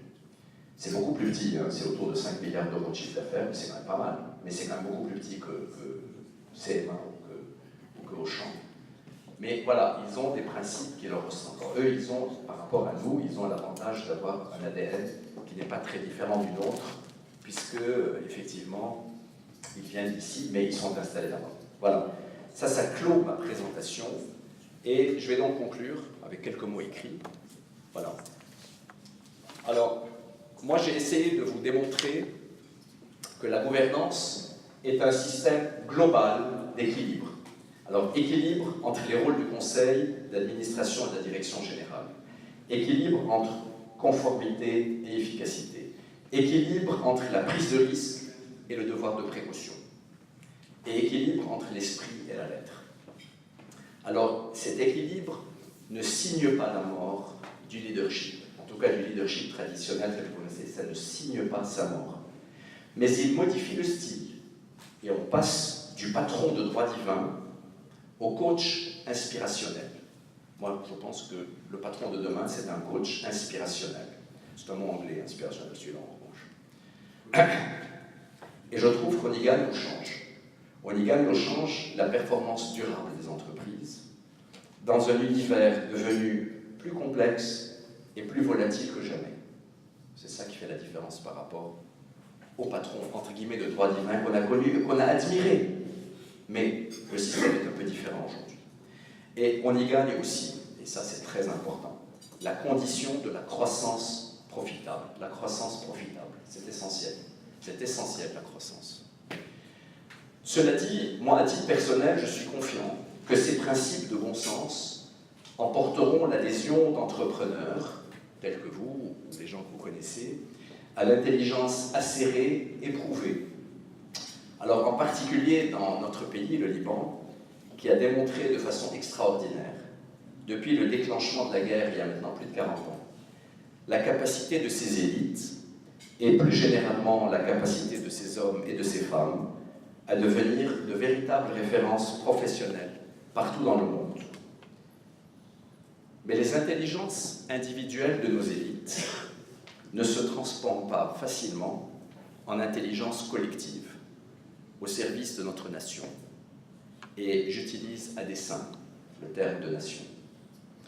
La bonne gouvernance dont notre pays a tellement besoin pour sortir de son impasse actuelle sera peut-être le cadeau que le secteur privé, formé d'entreprises familiales dynamiques et soucieuses de performance durable, le cadeau que ce secteur privé fera à notre secteur public vermoulu, mais capable de transformation sous condition de leadership.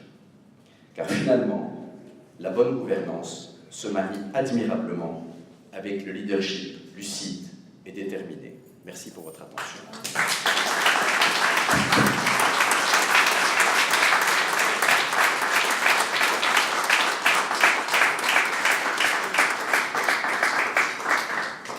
Alors, en principe, il y a une séance de questions-réponses, mais c'est comme vous voulez. Ceux qui sont pressés, je comprends qu'ils ont envie d'arrêter, mais c'était prévu jusqu'à 11h. Donc, on a une. Quoi? Non, non, pas un verre d'eau. Un verre d'eau. J'ai parlé plus que prévu, vous avez raison. Ah non, c'est parfait. Vous avez une question? Oui. Ah, elle a.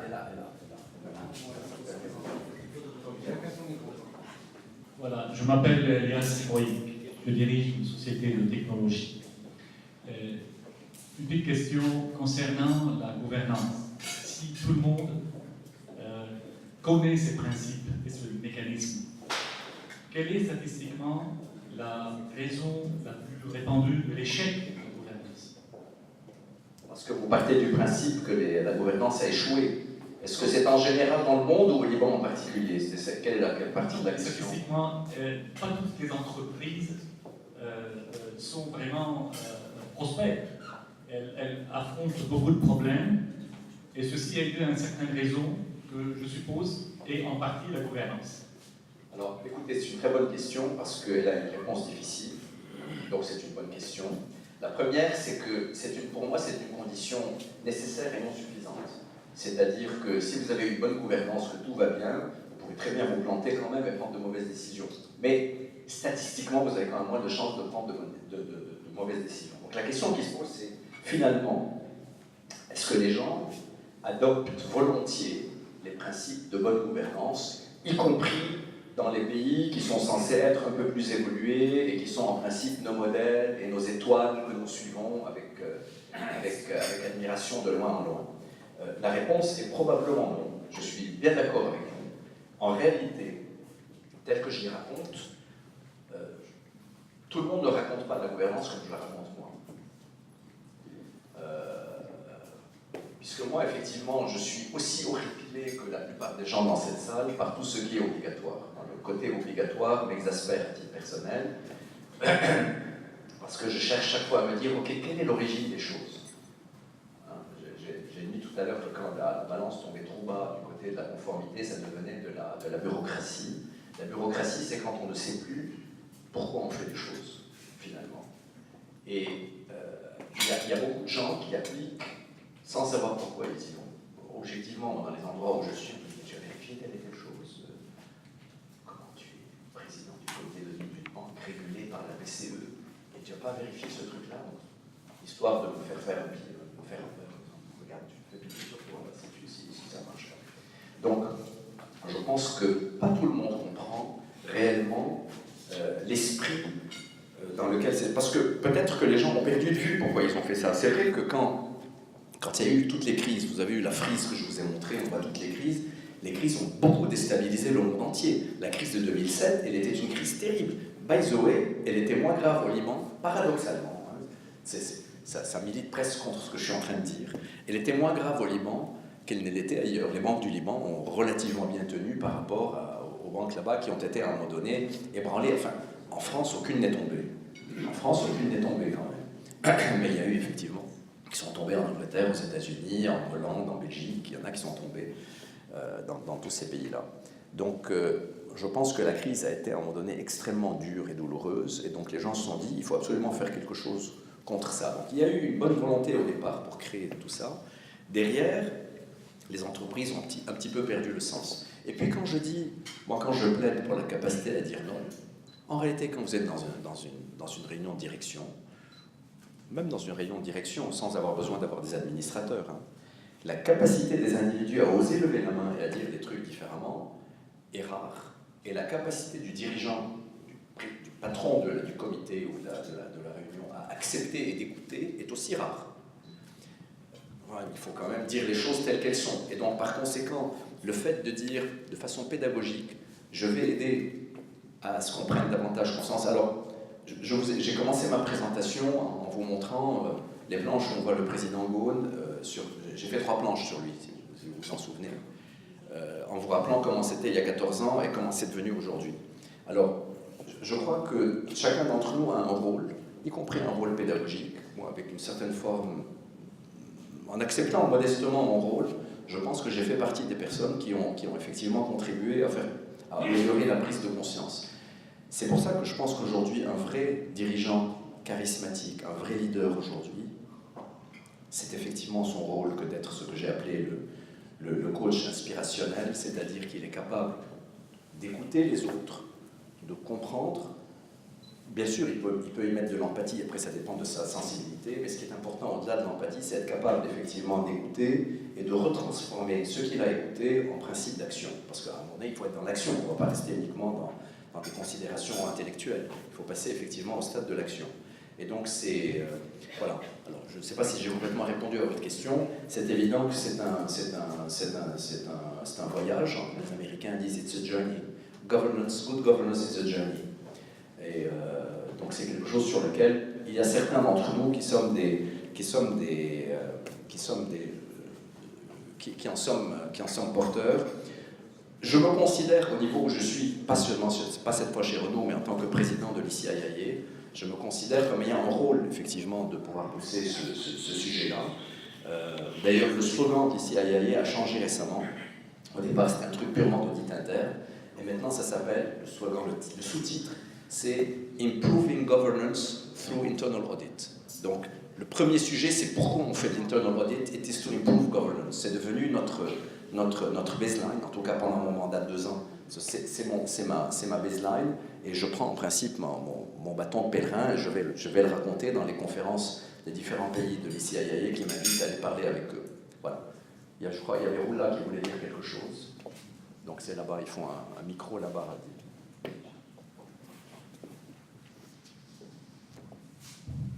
Bonjour, merci pour votre conférence. Je suis la Liozara de l'hôpital du Liban. Vous avez parlé un petit peu du rôle du secteur privé pour améliorer la gouvernance, notamment chez les petits. Et j'ai pensé un petit peu, est-ce que vous pensez que l'autorégulation, dans ce même sens, elle est capable d'établir les LE ou les équilibres dont vous avez parlé? Et si oui, quelles sont les modalités de cette autorégulation? Ce que je veux dire par autorégulation, ce sont des organismes qui peuvent être créés pour un petit peu inciter les entreprises, à l'intérieur des entreprises ou entre les entreprises d'un même secteur, à faire un petit peu, à poser leurs règles d'autorégulation et de gouvernance. Alors, je pars du principe que votre question là, concerne tout un secteur et non pas une entreprise proprement dite. Donc on ne va pas parler d'une entreprise et de la façon dont il va y avoir au sein de cette entreprise sa propre gouvernance et les règles de succession et de décision au sein de l'entreprise. Donc si vous parlez d'autorégulation, moi je pense que la bonne gouvernance finalement, c'est une réaction chimique entre différents métaux, entre différents éléments, mais qui a besoin d'un catalyseur pour que la réaction commence. Donc, la bonne nouvelle, c'est que nous avons, moi tel que je vois le Liban, je vois au Liban en tout cas 3 catalyseurs, ou 2, 2,5. Je vois d'abord, il y a d'abord clairement le secteur bancaire. Le secteur bancaire est en avance sur tous les autres. Il a la chance, l'inconvénient, comme vous voulez, étant obligé d'être au même niveau que ce qui se passe ailleurs. Le secteur libanais est aussi régulé que n'importe quel secteur dans n'importe quel pays d'Europe. Sur certains sujets, il est même peut-être un petit peu plus régulé d'ailleurs. Il y a des banquiers dans la salle. Et ça, c'est assez extraordinaire. On le doit en particulier à la volonté de la Banque du Liban et de son gouverneur. Et de l'ensemble du Liban. Je ne vais pas personnaliser, je pense que le rôle du gouverneur est assez important dans ce thème-là. Il y a pour moi un deuxième sujet, c'est finalement qui est capable de faire de l'auto quelque chose sans passer. Là, on est dans un lieu qui est pour moi le deuxième outil, c'est-à-dire on est dans un lieu, l'ESA, qui, entre autres parce qu'il abrite l'IFG, dont le patron est arrivé, enfin le coordonnateur, c'est comme ça actuellement on dit le toit, est arrivé, est effectivement quelque chose qui permet. Alors, l'IFG ayant été créé par la Banque du Liban et l'ESA,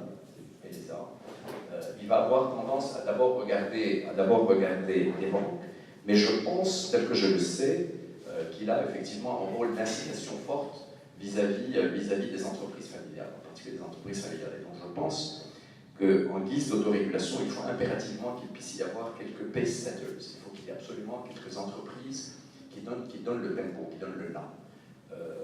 Et donc, de ce que je sais, je ne suis pas obligé de faire de la publicité pour toutes les entreprises, mais moi, en tout cas, je fais pour celle pour laquelle je travaille, qui pour moi a une gouvernance qui est en avance par rapport à ce qui se fait ailleurs, qui est aussi un journey, governance is a journey, y compris pour nous dans l'entreprise dont je suis independent board advisor, donc c'est fatal. C'est effectivement par rapport à d'autres entreprises, c'est une entreprise qui a décidé de prendre le taureau par les cornes et d'avancer sur ce sujet-là.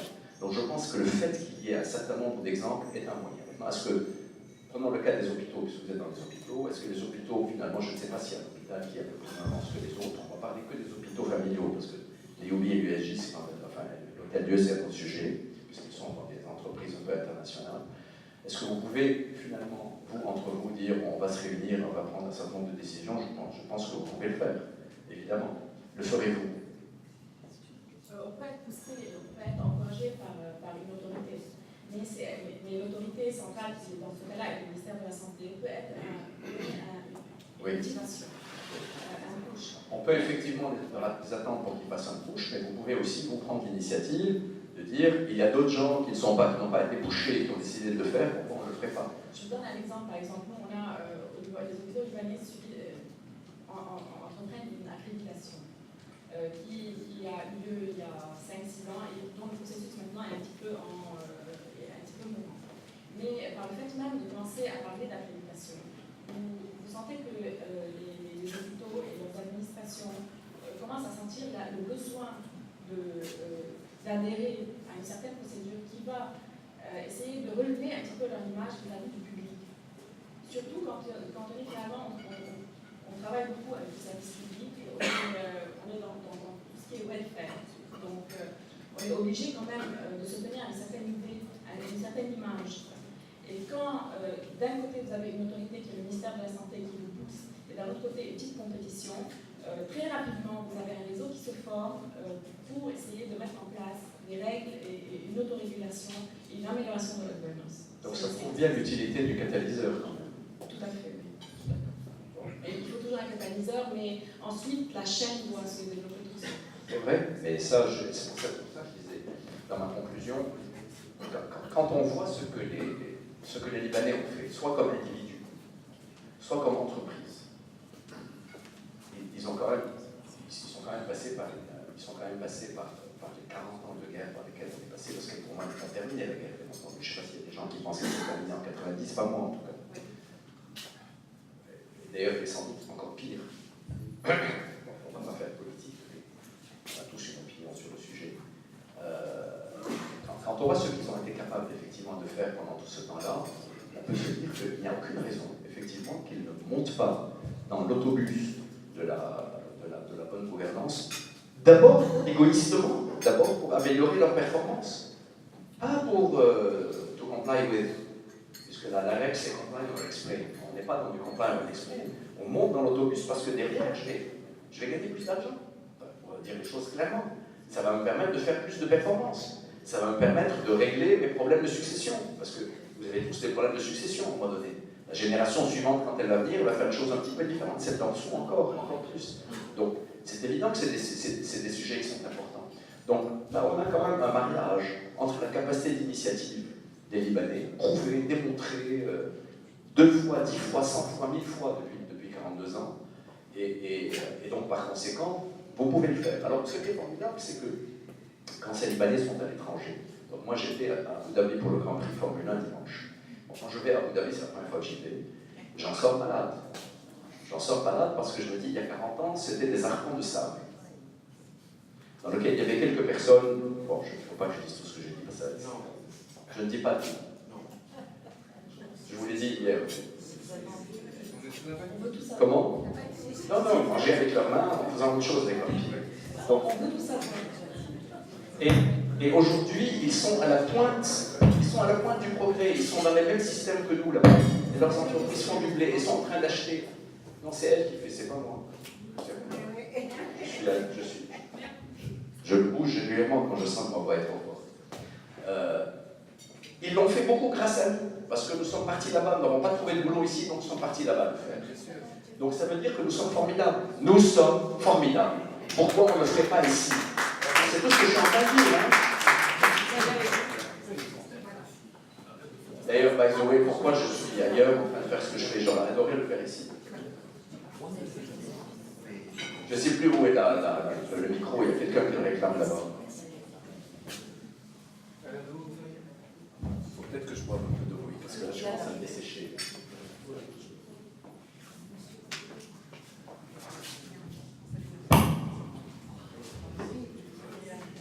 Allez-y, j'ai pas écouté, moi.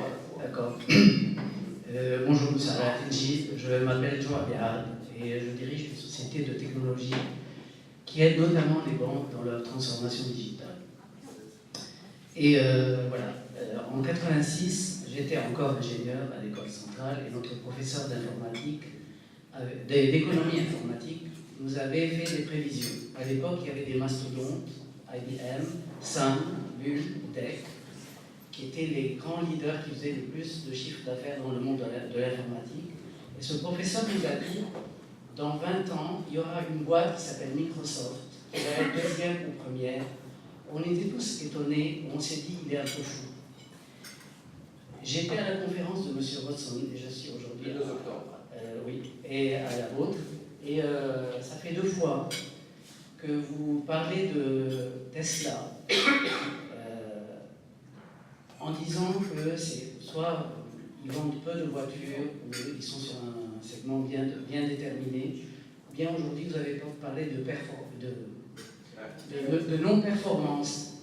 De performance financière. Oui. Alors, est-ce qu'il y a Une performance d'image qui est extraordinaire et une valorisation en bourse qui nous fait tous rêver. Oui, tout à fait. Et vous avez parlé des barbares. Alors, est-ce que, qui sont les GAFA, et nous, en tant que société de technologie, on les subit ou bien on est obligé d'acheter chez eux? Et il y a une autre société qui n'est pas performante, qui est Uber, dont j'ai été le client hier. J'ai dit au chauffeur de taxi, 25% de ton revenu, toi, le Libanais, est en train de partir dans une société aux États-Unis. Donc, ma question est la suivante, elle est bienveillante, elle est provocatrice, mais elle est bienveillante. D'accord. Elle est provocatrice, mais bienveillante. Oui, elle est bienveillante. À part le fait de vous défendre, M. Rosson et vous-même, par rapport à Tesla, en disant ils ne vendent que 80 000 voitures, et c'est des voitures de luxe, et de dire qu'ils perdent 8 000 € par jour, quelle est réellement, ou est-ce que vous pouvez nous dévoiler une partie de votre stratégie par rapport à cette menace, qui est semblable à celle de Microsoft par rapport à DEC, Sun, qui n'existe plus, en 86? Alors, elle n'est pas provocante, hein, vous avez raison. Je la prends évidemment de façon extrêmement bienveillante, M. Abiarad. Merci beaucoup pour l'avoir posé. Mais en revanche, est-ce que je peux vous dévoiler la stratégie de Renault? La réponse est évidemment non. Ce que je peux vous dévoiler, c'est y a-t-il une stratégie? Et y a-t-il un plan pour mettre en œuvre la stratégie? C'est plutôt ça que je peux vous dire. Donc, au point de vue du processus, c'est évident qu'il y a... Alors, ce qui rend la chose difficile chez nous, c'est que nous avons 3 entreprises qui s'appellent Renault, Nissan, Mitsubishi. Ce sont 3 entreprises indépendantes et éventuellement concurrentes.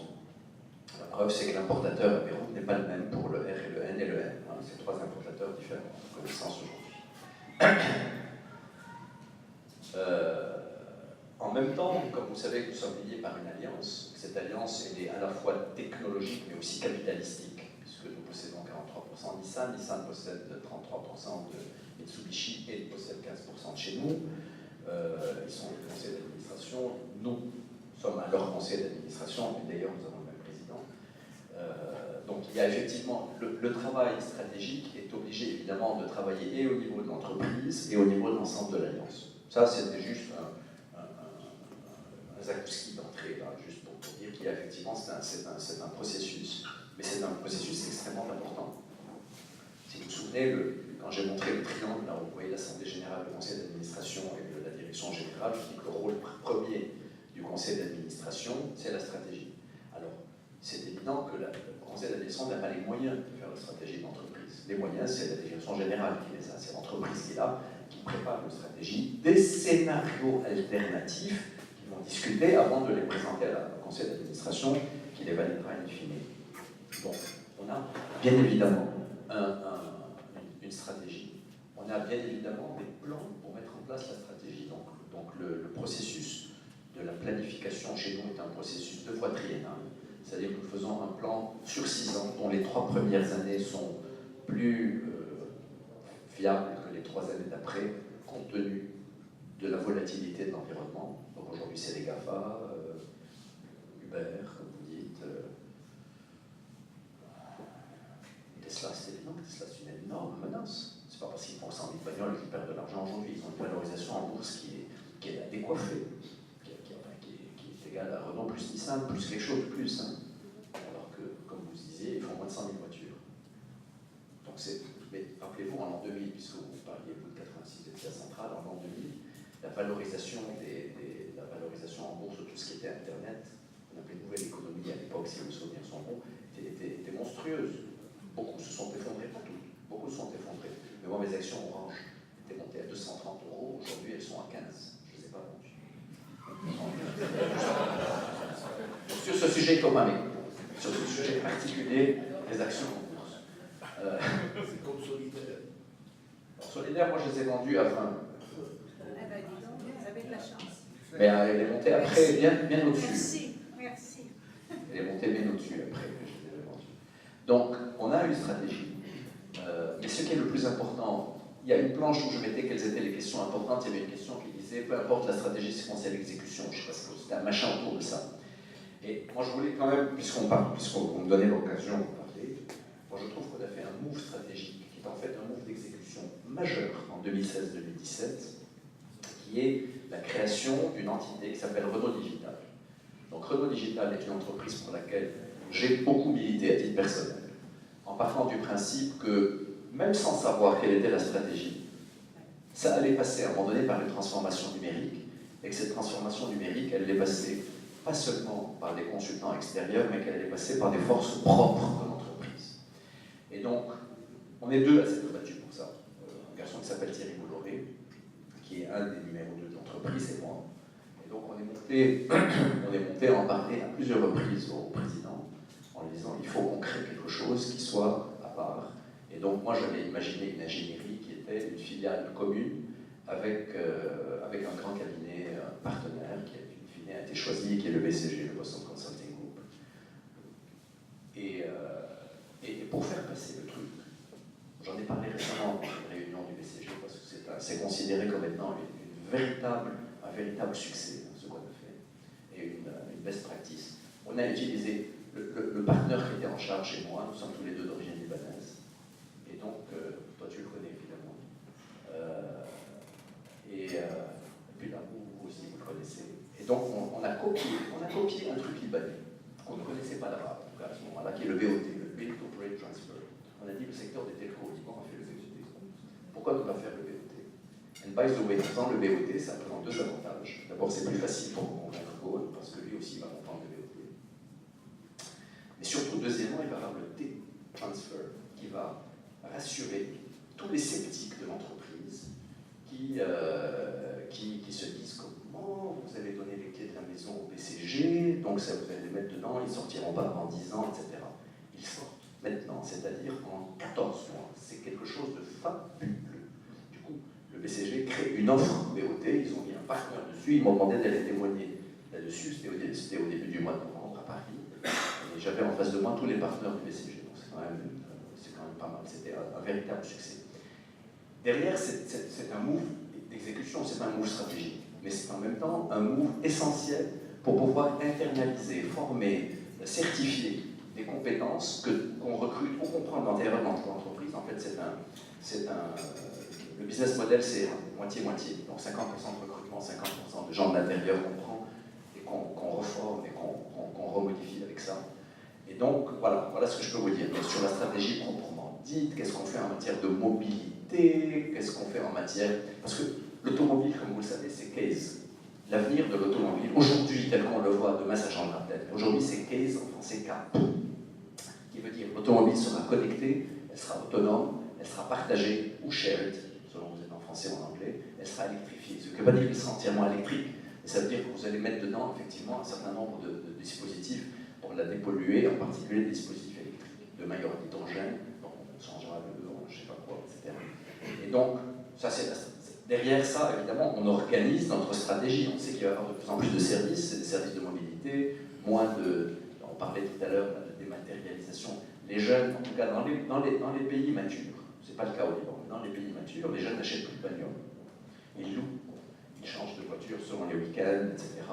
Et donc, on est surtout dans des centres-villes où qui sont tous dirigés par des maires qui sont autophobes.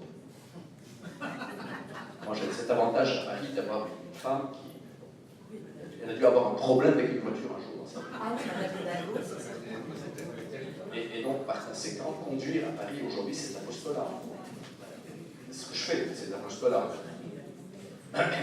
Et donc, par conséquent, il faut se préparer à ça. Il faut se préparer à ce que ce soit devenu un peu plus ringard, moins statutaire. Aujourd'hui, c'est hyper statutaire au Liban, en Inde, en Chine. Donc, on a encore le vaste monde pour avoir encore du véhicule statutaire et qu'on puisse continuer à vendre du produit. Mais dans le monde dans le monde plus ancien, hein, c'est-à-dire l'Europe, j'ai failli dire plus avancé, j'ai bien vu que tu me faisais des gros yeux, c'est pas le problème. Donc effectivement, ça veut dire qu'on n'a plus une offre commune, on n'a pas one size fits all, on n'a plus ça. Et donc par conséquent, nous devons avoir une stratégie qui permette de couvrir l'ensemble des pays où on veut être. On est un acteur global, on veut rester un acteur global. Les marchés changent, il faut savoir être proche de nos clients dans des marchés différents. Alors, je suis d'accord, Apple vend le même produit partout dans le monde. Donc, où que vous soyez, vous avez envie d'avoir votre iPhone, c'est évident, et que c'est pour tout le monde. Mais Apple a fait sa révolution bien avant, hein, c'est-à-dire avant de passer, quand il avait encore des Macs que plus personne n'achetait, il a vendu de la musique. Donc il a bien changé son business model. Il a vendu de la musique, hein, je ne sais pas si vous vous en souvenez. Alors aujourd'hui, je ne sais pas si l'essentiel de son chiffre, il le fait avec je pense qu'il le fait essentiellement avec les iPhones, avec les objets hard, qu'il survend à des prix absolument exorbitants, et avec des marges qui vous feraient tous rêver, en tout cas nous, on ne peut pas imaginer. C'est d'ordre de 80%, moi je veux dire. Donc voilà. Donc, mais il est passé à un moment donné par le passage de je vends du service, c'est-à-dire de la musique, moyennant quoi tout le monde peut avoir de l'Apple, etc. Voilà ce que je peux vous dire sur notre stratégie, pas plus. Mais enfin, elle est cap, ou elle est cap. Paul. Bonjour tout le monde. Parle un peu, ça ira. Voilà, ça va. Ça va. Pas besoin d'écho. Bonjour Farid, merci d'être venu. Visiblement ça marche. Ça marche pas mal. Voilà, c'est bon. Très bien. Paul, donc je m'appelle Paul Dutrugé, nous intervenons dans le domaine des ressources humaines et de l'organisation. Si tu te rappelles, Farid, une petite blague, nous étions avec notre ami Najib et toi il y a 25 ans, on essayait de faire de la gouvernance dans l'association de Jamour et on y arrivait. Des anciennes Jamour. Plus ou moins. Voilà. Donc c'est effectivement un sujet compliqué et ancien. J'aimerais faire une petite remarque, deux remarques, une question. Premièrement, tu n'as pas cité la notion de mission et de valeur, parce que c'est quelque chose que je trouve fondamental et que nous constatons chez de nombreuses entreprises. Tu l'as cité, mais pas complètement. Et est-ce que la gouvernance, ce n'est pas finalement les missions et les valeurs? Et quand tu as cité Auchan, tu sais qu'il y a des caissières chez Auchan qui sont plus riches que des managers qui ont été recrutés il y a 5 ou 6 ans. Parce qu'ils ont développé un système de bourse interne qui donne à de jeunes caissières, de jeunes caissiers une fortune, et c'est le partage qui a le succès. Alors, est-ce que finalement, au Liban et ailleurs, le manque de gouvernance n'est pas très fortement lié à une crise de valeur, à un manque de valeur? Alors, c'est une très belle question. C'est vrai qu'elle n'est pas dans ma présentation, il n'y a nulle part le mot mission et valeur. En revanche, à l'oral, comme tu l'as rappelé gentiment, j'ai parlé de valeur à 2 ou 3 reprises. J'ai dit qu'effectivement, quand on est divers dans un conseil, il est important de partager le même système de valeurs. Je pense avoir dit ça. Mais c'est vrai que je ne l'ai pas mis dans ma présentation, je veux bien, je fais un mandat honorable et je ferai des modifications pour la prochaine fois que je vais faire. Enfin, cette présentation, elle est que pour vous. Hein, j'ai repris des trucs qui existaient, mais des machins qui ont été faits exclusivement pour cette présentation. Donc, je ne le ferai pas tel quel, mais j'aurai des occasions de pouvoir faire des choses autour de ça. Évidemment, le système de valeurs est essentiel. Et dans le cas particulier d'Auchan, c'est évident que je lui posais des questions. Parce que quand on entend le mot principe de subsidiarité, je leur ai posé la question. D'où est-ce que ça vient? Et ils m'ont dit, le type m'a répondu, il fait partie de la famille, hein, celui qui avait été président. Il m'a dit, mon père ou mon grand-père, un de ses ancêtres qui avait pondu ça, il m'avait dit, était très marqué par la doctrine sociale de l'Église. Il m'a dit, nous sommes un groupe non confessionnel. Mais c'est clair que tout notre système est directement inspiré de la doctrine sociale de l'Église. Et c'est bien ça qui est mis en place. Et l'exemple de la caissière en est un parmi d'autres. Mais d'abord, le principe de subsidiarité et le principe de bienveillance avec le droit à l'échec. Et tout ce que je vous ai montré vient directement de là. Voilà, tout en nous disant, nous sommes un groupe aconfessionnel. C'est-à-dire qu'effectivement, il y a tout le monde qui travaille là-dedans. Mais ils sont bien inspirés par quelque chose, par une colonne vertébrale qui est forte et qui permet effectivement de se structurer. Mais tu as raison, sur la partie valeur, je l'ai dit qu'à l'oral et pas à l'écrit. Mais l'oral compte aussi.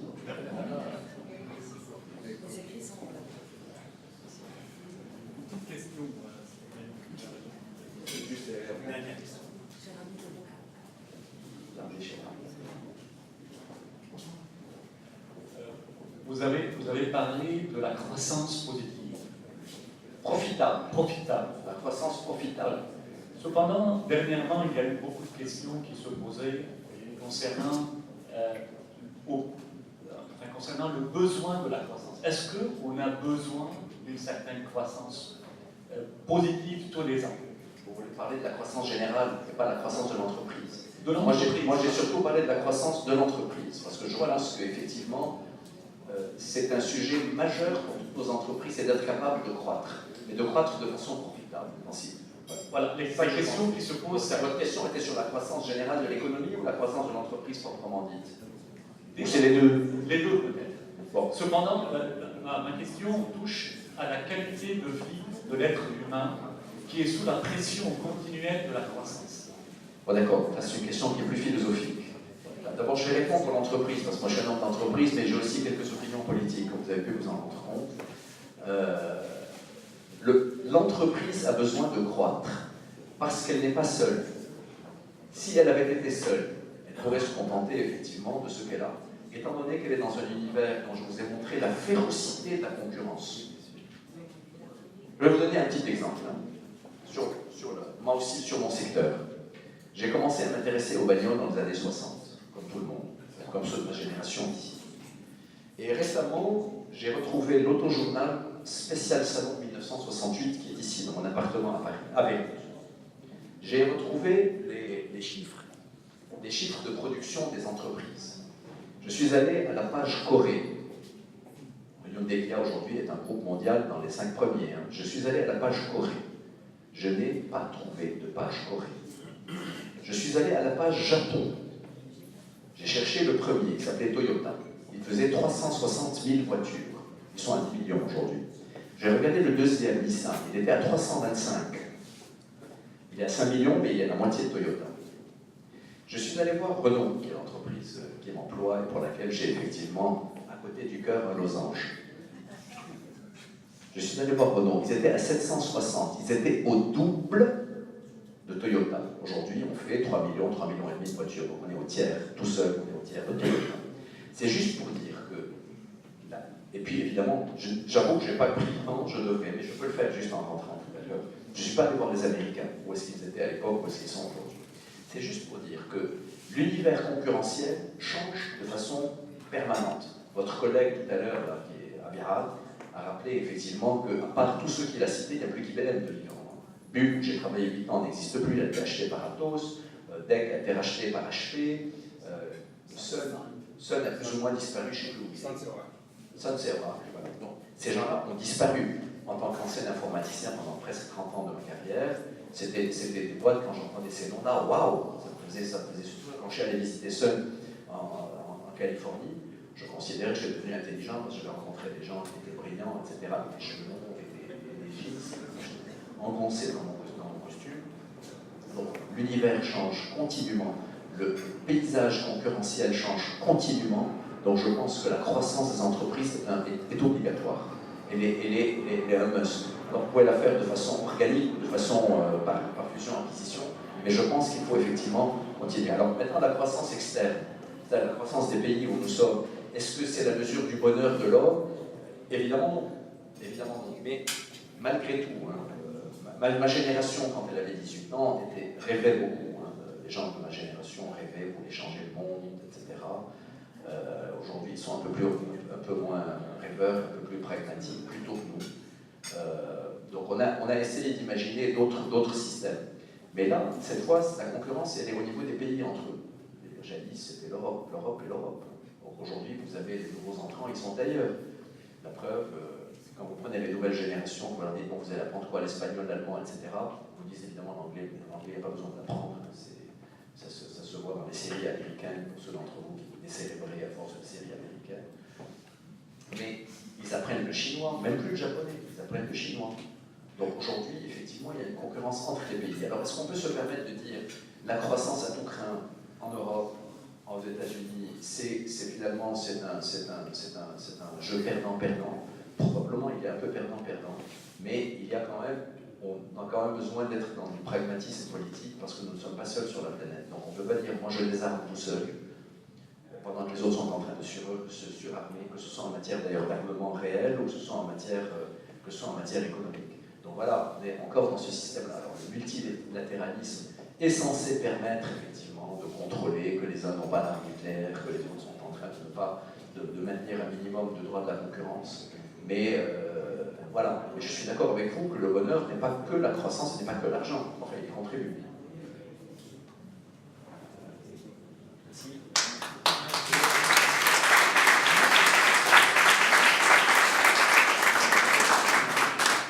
En tout cas, merci à Gabi de m'avoir invité parce que c'est un véritable bonheur que de parler à l'ESA. C'est un lieu magnifique avec des personnes visionnaires et avec des gens qui sont autour de la table qui sont super sympas. Merci beaucoup d'être venus ce matin.